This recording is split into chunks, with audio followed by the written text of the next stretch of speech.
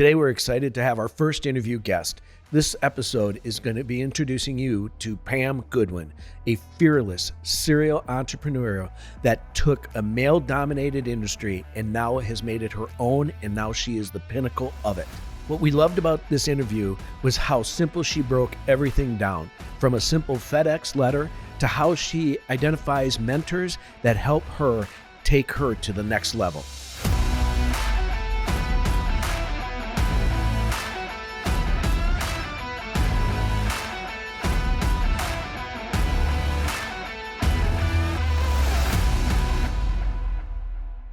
So Pam, today I am so excited to talk about your journey and how you have, 3-time bestseller, love the name of One Cent Lemonade to $1 Million. What a great title. Love so much about your journey. As I was doing my research, I didn't realize that you are in the Forbes Real Estate Council. Are you still there? I am. That's amazing. In that you have developed more than 50 pad sites for iconic brands like Chili's, On the Border, and all those places. Wow, being featured in CEO Power Broker.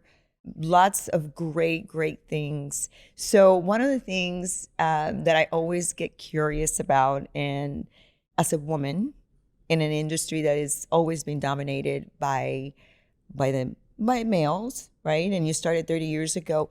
Walk me through, how did you manage to survive that? Not only did you break that glass ceiling, but you also dominated in that industry.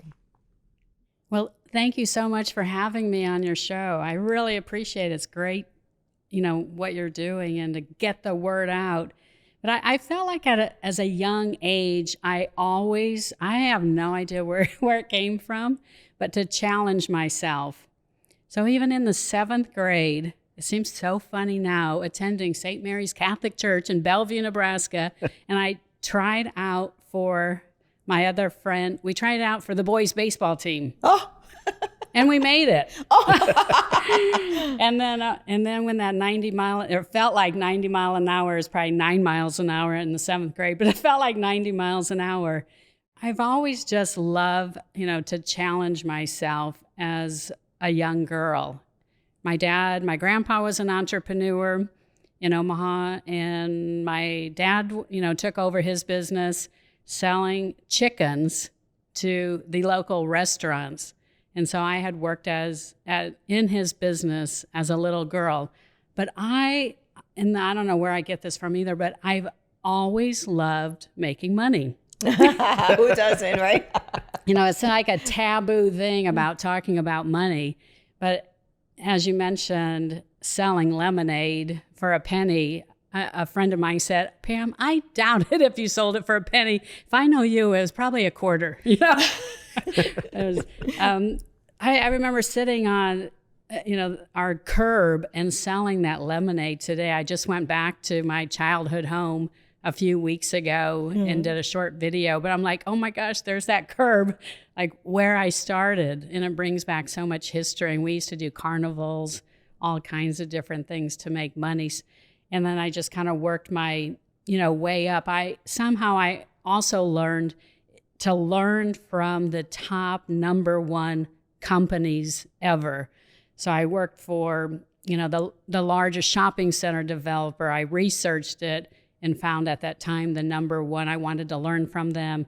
When I thought I wanted to own and operate a restaurant, I researched and found out Brinker International here in Dallas was one of the top restaurant companies, owning 7. And I learned in a short time, I didn't want to own a restaurant. I wanted to own the real estate. Oh. And then that's what transpired to learn about real estate investing and starting my own business by finding a mentor. And we were business partners for 4 years. And now in February, it'd be 20 years having my own business. And I say, if you're not waking up on Monday morning, loving what you're doing, you're in the wrong job, because I was always switching jobs. every 2 to 3 years because I get bored easily and I have to find something new.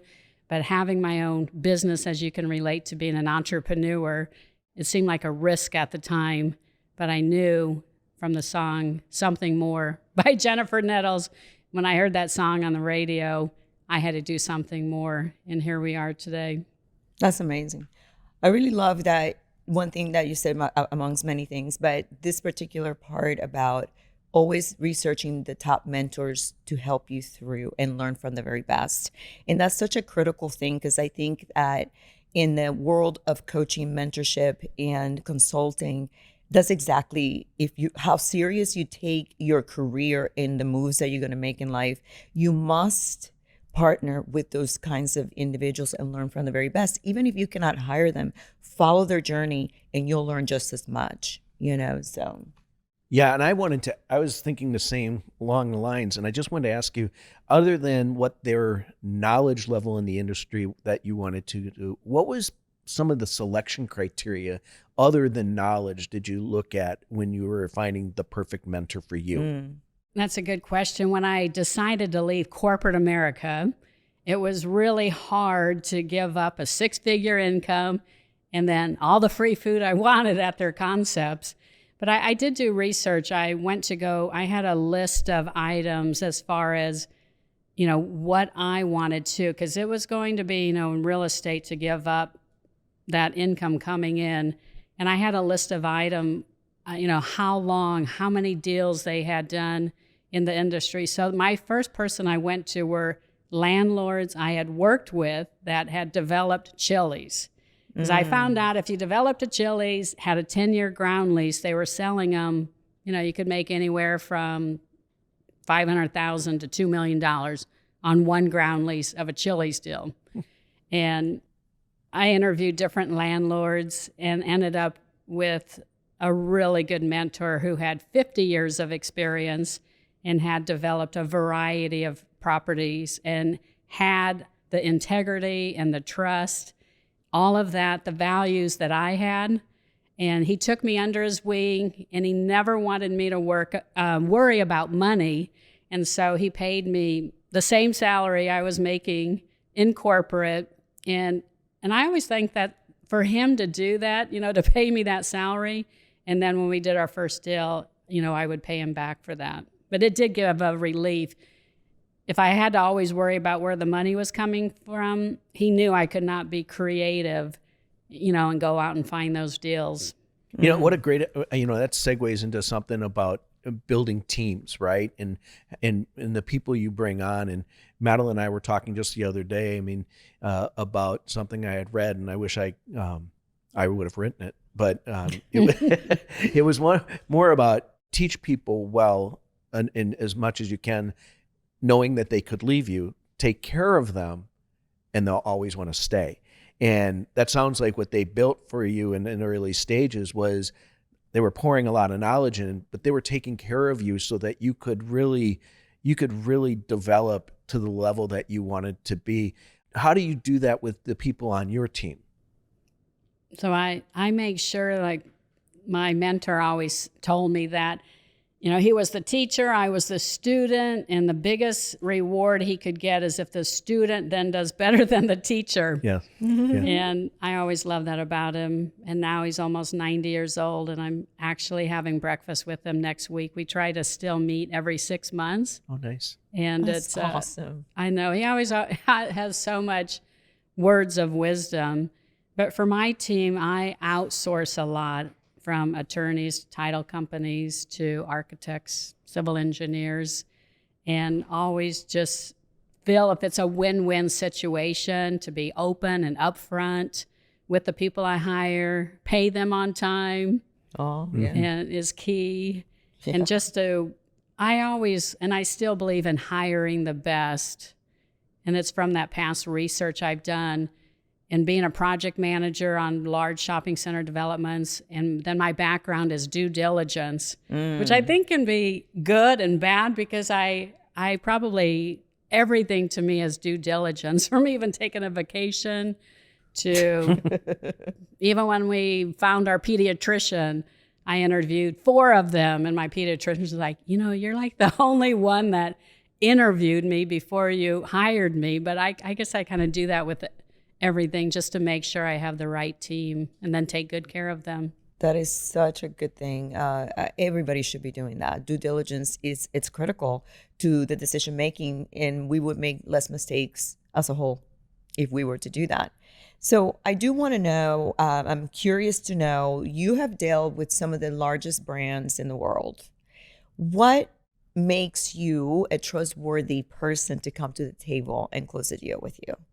I would say my experience, and I treat each deal like it's my own. Mm-hmm. And where I think a lot of people in our commercial real estate may do a deal for the fee only, and which I do think about, but I always put myself in every tenant place that I'm working with those national companies. And because I do a lot of research or listen to planning and zoning, I used to be the chair of I just left it last month, the chair of our zoning board of adjustment. But from all those Brinker days, knowing ahead of time of what's happening in the community, we represented one tenant called Rock and Brews up in Grandscape, and that was my tenant. But I had worked at Nebraska Furniture Mart during college break, since they're from Omaha, and I knew the impact that they would have, in the community. And so when my client out of California was looking for their first Texas location, knowing the impact of, finding that location. But I think it just comes back, to trust. I am kind of known for finding hidden opportunities and, not the easy ones, but, knowing that the tenants will. I always am so happy when they're like, you found us our number 1 location, which always brings pure joy. So I'm always reaching for that number 1 location for them, because I know the impact if they end up closing and don't do the sales, or I didn't tell them about the right of way, all of this stuff. I can't sleep at night. Mm-hmm. And after doing more than 50 of those with Chili's and then on the border, knowing, from having your patio in the Texas sun, you don't want it on the west side because people aren't going to sit out there when the sun sets. But just all of that experience, all of the little things, knowing when construction, you saw by Grapevine there with all that road construction, but that's the kind of due diligence I do up front, because we used to have to do a 75-page due diligence for one site, and I still do that for all of the national tenants that we work with. Is that part of the process for everyone, that you do it, but does everybody in the industry does it? I would say no. Okay. So that's what makes you unique, right? It's just going that extra mile for that client, and that's how you build trust. That extra mile, knowing that it's not a transaction, it's a relationship that you're building. And that is so important in everything we do. That's exactly how I do business, and I love it. One of our companies, that is every transaction, we look at it is it's us. And we'd always talk about to our team and say, I need you to understand what the potential outcomes can be, right? So when you're in the real estate business, especially in residential, every transaction has a purpose, right? So that person, and this is a true story that we had, and we use this when we're teaching them, that you have to think about that person that's either buying a house, selling a house, and if they're trying to get in and they can't get the keys, they're sitting somewhere and they don't have a place to be, or they can't get into their new place. Mm-hmm. So we always try to get people to understand that one transaction, think of it as you're the one, right? And that's why I think, one of the things, and I love what I heard, is that you make it personal.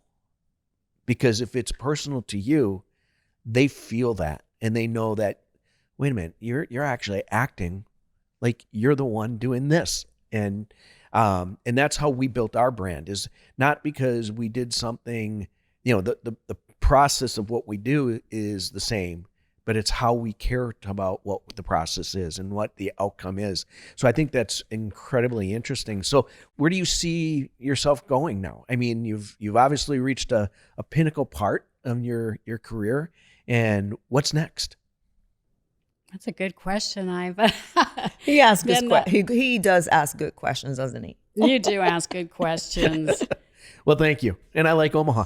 Oh, good. I like Milwaukee. I just spent some time in your city, so I like that.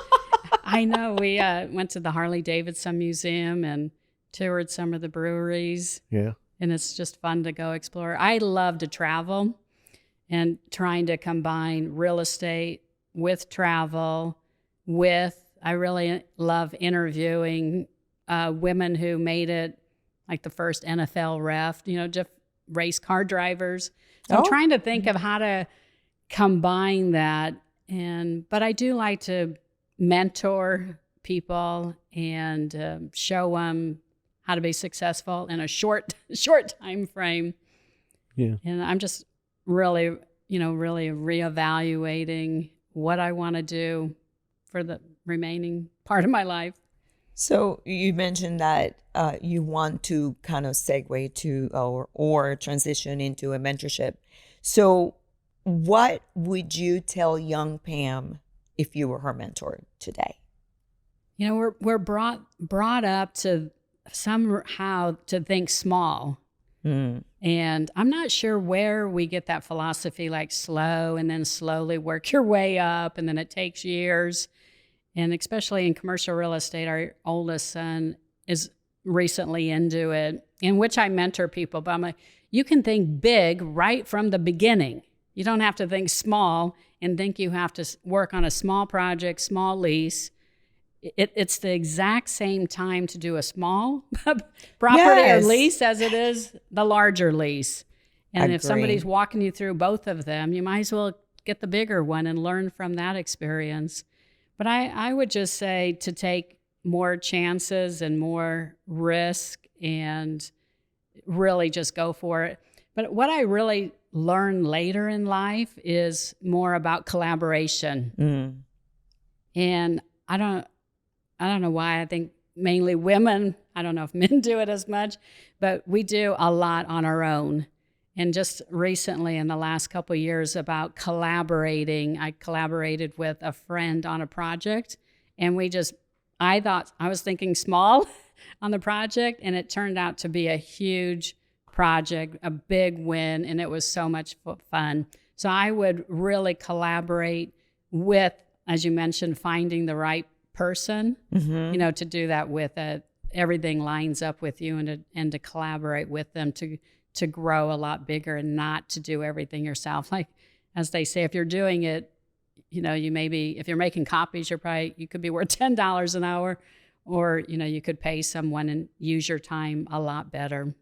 So speaking about collaborations, how do you determine who is a good fit for you to collaborate with? Mainly as they talk on just having different skill sets. So one of my business partners, her and I buy and invest in real estate together as business partners, and we're 50-50, and we have completely different skills. And she's more on the financial side, which I probably lack. I know how to do the pro formas and know the bottom line, but on that part. And then I'm really good at the relationship, the tenant, doing, the land development, and just having those different skill sets, and then, what they bring to the table, maybe the connection that they have. Yeah, I think that's a great point. We just did an episode talking about making sure you understand different roles and responsibilities, strengths, and not that the other person doesn't know how to do it, but it may not just be their true strength, in identifying partnerships and collaborations that make sense. Because if you're both doing the same thing and you both bring the same thing to the table, then you both have to make a decision. Okay, we still need to go get that done, right? So I think that's a great message to our audience. And one of the things that you just said about I'm going to use the word risk. It's easy to tell someone they should take more risk. How did you get to the mindset of accepting risk, reward, but risk, potential failure? Going back to the younger days, and I thought it was interesting that you used to deliver newspapers also. Thank you. And I did that as a kid too. Oh, no kidding. And you just have to try different things. Yeah. And you have to ask. It's amazing how many people are just afraid to ask for something. Yeah. And then if you don't ask, that you don't get. But you just have to really just try it, and the more comfortable you are doing it, the more confidence you gain. Like I have so much confidence in commercial real estate, even though I learn on every deal. There's nothing that scares me or I'm afraid to do. Yeah. But it's just, just like trying to lose a pound, just one step at a time, and then just building that confidence, or teaming up with meeting with people that have done it before to learn from them, to see how they do it. It's amazing how many people, if you just ask on LinkedIn or write them a letter, will actually meet with you. That's amazing. And that takes me back to the conversation that we had over lunch the other day, where you were boldly sent a message to Barbara to help you with your book without thinking about it, which I think that's impressive. I mean, you did not care if a no was coming your way. You were just going to ask, because it's always a no unless you ask. Tell us about that experience. I know. And I think growing up, I still feel like, I'm fairly shy, which everybody would be like, no way. But I think I can be introvert, extrovert, but yeah, I had just reached out to Barbara Corcoran to see if, like I said, wanted the top real estate person. She does residential, but I do commercial. I wanted the top real estate person who had sold her business for about $65 million at the time, and just sent her an email to see if she would provide the testimonial for my book cover. And then she agreed to it. She had to screen me. Her person had to screen me to make sure I wasn't some crazy person. What was that like? The screening process? Yeah, just asking different questions. She was asking me different questions, and I had to provide some, background information. And then I passed the test and had the wonderful opportunity of meeting with her one-on-one. And so I advise your audience, I send a lot of FedEx letters out it's only $10 to send a FedEx letter out. But at the time, I used to fax a letter, because people probably don't even know what a fax machine is. But at the time, to do anything to get their attention. So you may remember the days that you would get a fax and they would put it on your chair and you would read it. Right. Versus an email or phone. And so today, nobody uses fax machine, but they still get FedEx. If you just send a $10 FedEx and you want to meet with somebody, and without stalking them, but a lot of times, genuinely, they will meet with you. It's pretty interesting to take that. And in today's noisy world, you have to stand out, and so you can even do a quick 10-second video to people too, if you're sending a text versus written. There's all kinds of fun stuff I like to do. Yeah. Oh, I love that. I really do. You obviously have dominated in your field. You have completely mastered the art of negotiating good deals and those finds, the winning deal, and the resiliency of breast cancer survivor. Those two things have collided and makes you the ideal person to lead that generation behind you. How do you pave the way, if you will? Well, once you're diagnosed with a major health issue, and, I was diagnosed with, as you mentioned, breast cancer in October of 2019. Thank goodness I found it early, and I recommend everybody to still get their annual mammograms. But it really changed. I felt like it taught me to live out of everything, the present moment, versus I was always living in the future or living in the past, which causes anxiety or, depression, both of those. But it really taught me to live in the present. So I think what I bring to someone is learning to, enjoy every single day, and not to waste time on, doing a career, if you're not living your passion, I go back to if you're not waking up on Monday, like I love waking up on Mondays. I can't even wait till the weekend's over, and everybody can't wait till like, the weekend to come. And so if I can say anything to, really be in the present and live exactly your passion, what you were meant to do on this earth. Amazing. That's incredible. I want to kind of continue that one, if you don't mind. So a lot of our audience is more in the aspiring entrepreneurial space. What's one golden nugget that you could provide them today that would give them or provide them some degree of confidence? Because we get messages all the time and say, I've got this idea. And, I think what you said about living in your passion, that's very much what entrepreneurial people do. Every day, you may not spend 24 hours a day working, but you're always working. Right. And you do it because you love it. Not because you get up and it's like, oh, I gotta go get my paycheck. Well, I love every day making my own paycheck, right? I love that we get to hire people to help them make paychecks. But starting that business, or even getting past the first part of what's an idea, having the confidence. And I think that's the one thing that I see so many new entrepreneurs. They have ideas, but they can't get past the fear. What would you tell them? I would tell them to, if let's say they want to open up a popcorn stand, popcorn, go do research. Who are the number one popcorn sellers in America or the world? And write down that list. And if you have a local one, or just like local, who's the best popcorn person in Dallas? And find out who that is and go visit their location and see if you can go meet with the owner. Or if you want to open up a cleaning company, a real estate company. I have people that, reach out to me. They want to get into commercial real estate, and I will meet with them. But start meeting with people. I am a huge person on volunteering and for events, because then you get to know all the people behind the scenes. I'm still volunteering to this day. I have an event coming up in Austin next Thursday, and I asked them if I could volunteer. And they're like, sure, we need help at the registration. I'm like, great, because then I get to meet all the, 1,000 people that are coming.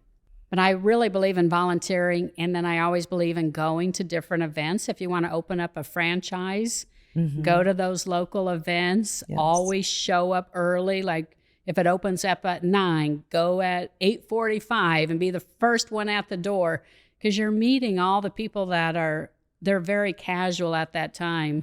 But you have to start just going to those events and, writing down a list of the 3 things you're going to do every single day. So no matter what you want to do, you're going to go visit a store, you're going to go do research, kind of keep a journal of it. Or if it's too hard to do 3, do 1 a week, and you have 7 different things you've done to reach your goal. And like I said, the easiest part, people have the fear because they're like, I don't have any money to start it. And I always think, even in real estate, that's like the easiest part, or even in business, that can be some of the easiest. Money part?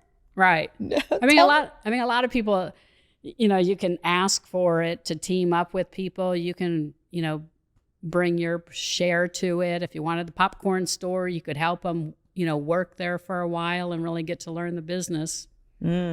I knew I liked you because you've mentioned popcorn, and Natalie will tell you, I'm a popcorn aficionado. So am I. Oh my gosh! I even did a video on popcorn because I make it with avocado oil, and and I got I didn't like it squishy, and I had to find out to make sure I make them like. We'll have to have a popcorn competition. That's awesome. But I always talk about popcorn because I do great. make it, and I feel like I'm. Yeah, every time people want me to make the popcorn because That's great. Awesome. That's great. Thank you so much for this time. I mean, I am so excited to crack those books open and see what I can learn from your books, 3-time bestseller. What else can we learn from you? I tell everybody everybody has a book in them. Yes, you did tell me that. That resonated with me. And I said, yeah, I have a few. And who was that mentor that told you that? Mr. Zig Ziglar. Yeah. Put his arm around me and said, have you written a book yet? I'm like, no. And he said, everybody has a book in them. And he goes, that will be the number one best credibility you can ever do for your business is to write a book. Do you self-publish or do you actually have somebody publishing it for So you? I use Amazon self-publishing. And Really? this is somebody who I probably failed in English because I ain't got, and it's like everybody's like, I can't write a book because, I had that fear. I, wasn't that great in English, and I hired a great editor. Yeah. So there's all kinds of, it's a lot easier today to, write a book than people think. But Amazon Publishing Company does an excellent job of walking you through everything. And That's then wonderful. I outsource a lot of people on Upwork Oh, to help me with the formatting and the book covers. very nice. And then everything's just uploaded to Amazon. They print it for you. They sell it. Everything, sell it. So as Arnold Schwarzenegger, one of my favorite quotes is, you either have excuses or results, but not both. That's a I good love one. that. My drop, and we closed on that one. Yep, we can. Yes. Well, thank you again, Pam. This was just wonderful, and it's a pleasure to get to know you a little bit better. I always joke when Madeline has a lunch that lasts more than a couple hours, I'm probably going to meet that person really soon. And so this has just been a joy for me, and we wish you nothing but continued success. I'm very intrigued to see how the journey of you and mentorship continues to grow. And if we can do anything to help you in that journey, we would love that opportunity to work with you as well. And So- where can they find you? They can find me on LinkedIn, just under Pamela Goodwin is a good place to find me, or my website, pamgoodwin.com. And we'll drop that in the show notes as well. And if you have any comments that you would like us to get to Pam, just put them in the show notes as well, and we'll be happy to forward them. And I'm going to take a little tidbit about the FedEx letters. Yes, I think it's that is an amazing. amazing idea, and I have some ideas on that. So thank you for that one. That was a golden nugget for me. And for Madeline, I know the golden nugget was she can no longer make the excuse to write her book. That's right. Now She's going she to just- have results. She's going to have results. Oh So my gosh, we're you good. challenged me, and I am challenge accepted. Oh, good. I'm going to keep you accountable. Well, thank you so much for having me and all that you're doing for entrepreneurs. I know it's a great living and hard work, but it's well worth it to leave that legacy of being able to have that freedom to do what you want. So thank you. Thank you. With that, guys, we will see you on the next episode. Until then, Let's get to work.